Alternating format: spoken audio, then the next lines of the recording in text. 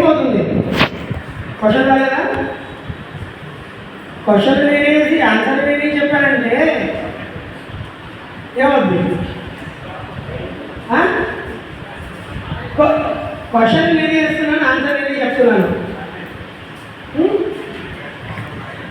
నేను నా క్వశ్చన్ ఏంటంటే కంప్రెసర్లోకి లిక్విడ్ వేయకూడదు అన్నాను.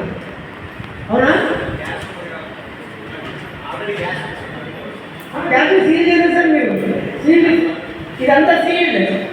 క్లియర్గా ఉండండి. దీంట్లో గ్యాస్ వేసేసాను నేను. గ్యాస్ వేసేసి బ్రేకింగ్ చేసేసారని గ్యాస్ ఎక్కడికి వెళ్ళదు. అందరూ వచ్చి ఏం చెప్తారు, సార్ మీ దాంట్లో గ్యాస్ అయిపోయింది అందుకే కూలింగ్ రావట్లేదు. It's a false commitment. either it should be a leak,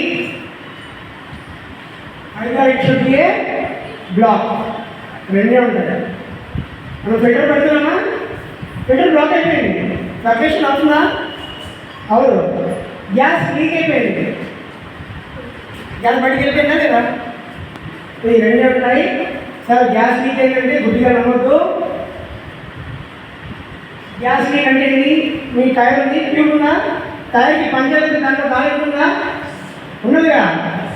ఇక్కడ ఎక్కడో లీకేజ్ అంటే బయట ఏదైనా కాపర్ నుంచి మనకి గ్యాస్ ఫ్లో అవుతుంది కదా, కాపర్ నుంచి గ్యాస్ ఫ్లో అవుతుంది.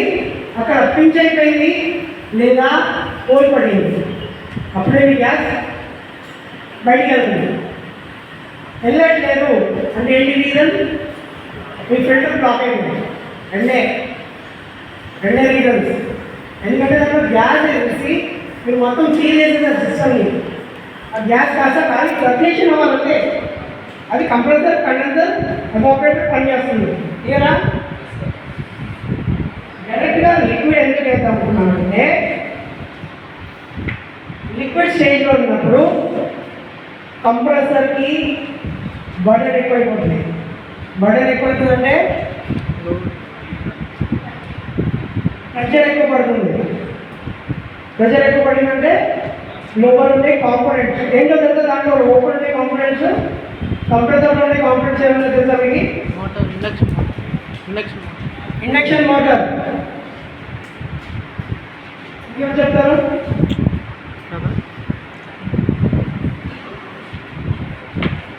సింపుల్గా ఎక్స్ప్లెయిన్ చేయమంటే నేను చెప్తాను.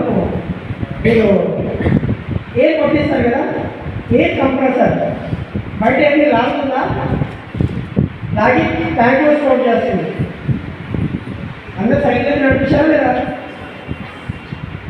సైకిల్ ఓకేనా? బైసైకిల్ దాన్ని గాలి కొట్టిస్తాం కదా, వాళ్ళ దగ్గర ఒక చిన్న పెద్ద ట్యాంక్ ఉంటుంది, మీద మోటార్ ఉంటుంది.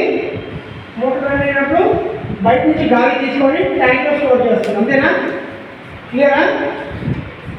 ఒక చిన్న కాంపోనెంట్, చిన్న సైజ్ కాంపోనెంట్ మన కంప్రెసర్లో ఉంటుంది. దానికి క్రాంక్ షాఫ్ట్ ఉంటుంది, పిస్టన్ ఉంటుంది, వాల్వ్ ఉంటుంది. ఓకే, వన్ సైడ్ నుంచి సక్ చేస్తుంది, వన్ సైడ్ నుంచి డిశ్చార్జ్ చేస్తుంది. మనకు అక్కడ ట్యాంక్ ఉంది, ఇక్కడ ట్యాంక్ లేదు. సింపుల్. మనకి ట్యాంక్ లేదు, డైరెక్ట్గా వస్తుంది, డైరెక్ట్గా పుష్ అవుట్ అయిపోతుంది. ఎక్కడి నుంచి? కంప్రెసర్ నుంచి డిశ్చార్జ్ అయ్యేదంతా రెడ్ లైన్. కంప్రెసర్ నుంచి డిశ్చార్జ్ అయితే super heat, high pressure, high temperature, vapour స్టేజ్లో ఉండేదంతా వేపర్. ఈ యొక్క ఇండోర్ యూనిట్ అంటే ఇంట్లో పెట్టుకుంటాం కదా ఆయిల్, కానీ ఎవాపరేటర్ కాయిల్ అంటాం. అక్కడి నుంచి వచ్చేది మనకి లో టెంపరేచర్, లో ప్రెషర్, వేపర్ ఉంటుంది. ఓకేనా? డైరెక్ట్గా కనుక మనం లిక్విడ్ ఏది ఇచ్చేస్తే కంప్రెసర్కి కంప్రెస్ చేయడానికి టేక్స్ చాలా హార్డ్ అవుతుంది. సో కంపెనీస్ ఎలా చేస్తారు సార్ మన మ్యానుఫ్యాక్చరింగ్? అంతేనా? మన కంపెనీస్లో మ్యానుఫ్యాక్చరింగ్ ప్లాంట్స్ ఎలా చేస్తున్నారు? రాలేదా? వచ్చిందా రాలేదా?